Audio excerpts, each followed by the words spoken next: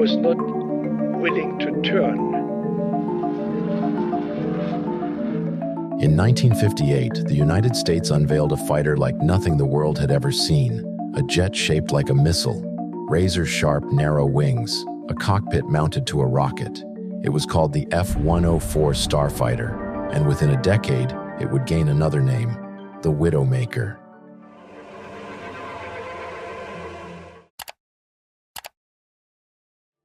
At the height of the Cold War, Soviet bombers were growing faster and more threatening. The US needed something radical, a plane that could intercept a threat before it became one. That challenge was taken up by Kelly Johnson and the Skunk Works team at Lockheed. Their answer? A fighter that could fly over Mach 2, outclimb missiles, and reach the edge of space. The result was the F-104, a sleek, rocket-like interceptor that entered service in 1958. The Starfighter's design was revolutionary and terrifying. It featured stubby wings just 4 inches thick at the root. A powerful General Electric J-79 engine with afterburner gave it tremendous thrust. It had a needle-sharp fuselage, a radical T-tail, and broke multiple records: speed, altitude, and time to climb. All within the same year, but the design that made it fly like a rocket also made it incredibly unforgiving. The F-104 had the highest wing loading of any U.S. fighter. That meant extremely high takeoff and landing speeds, stall the jet, and it often wouldn't recover. The T-tail could lock the plane in a deep stall. Worse, early versions had a downward-firing ejection seat. If a pilot ejected at low altitude, the seat could fire him directly into the ground. In West Germany, where the aircraft saw the most extensive use, 916 Starfighters were delivered. Of those, 292 crashed, and 116 pilots were killed. The German press dubbed it the Widowmaker. But among pilots, it had a different reputation. Flying the F-104 wasn't just risky in combat, it was brutal even during training. Inexperienced pilots transitioning from subsonic jets were overwhelmed by its response time. Small mistakes on landing approach, energy management, or turn rate were often fatal.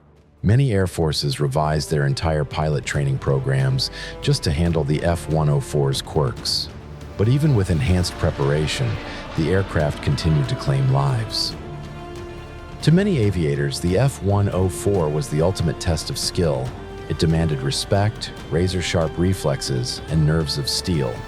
German Luftwaffe pilots, despite its reputation, called it the Ferrari of the skies because of its exceptional speed, tight handling, and raw power.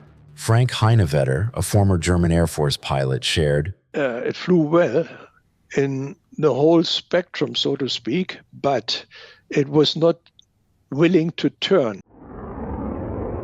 Colonel Robert Lilac, a U.S. Air Force veteran, reflected, It was fast, very small wings, could get someplace in a hurry, but couldn't carry much to that spot.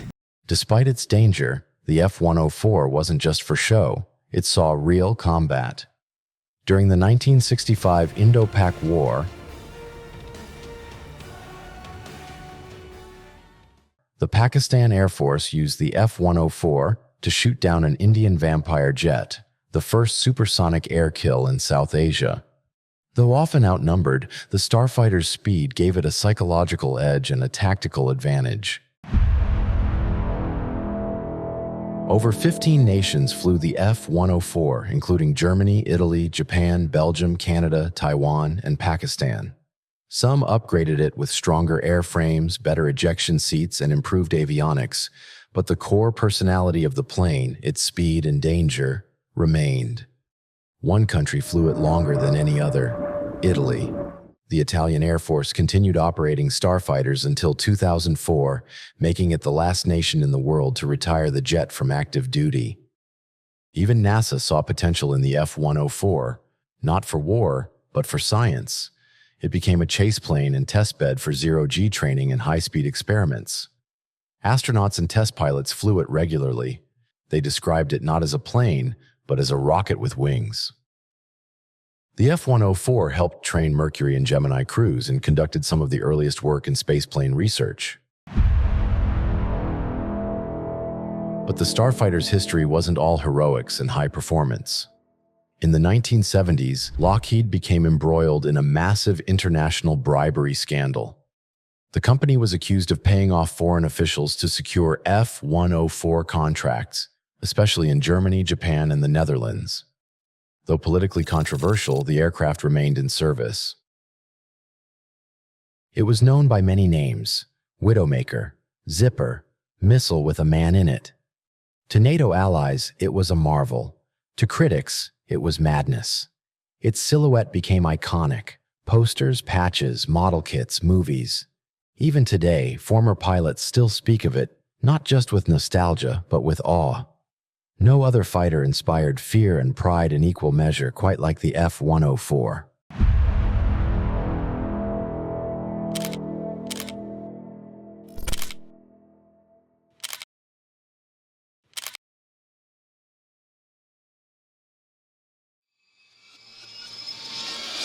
The U.S. Air Force phased it out in 1969, but NATO countries flew it well into the 1980s, and some until the early 2000s. Today, the F-104 lives on in museums and collections, sleek, silver, and still intimidating. It represents both the pinnacle of Cold War aviation technology and a hard lesson in how far is too far. Some jets are made for safety, some for war. The F-104 Starfighter was made to push the limits. It didn't care about comfort. It didn't tolerate weakness. It only respected skill, nerve, and precision. And for those who tamed it, there was no going back. Deadly, beautiful, unforgettable. The F-104 Starfighter.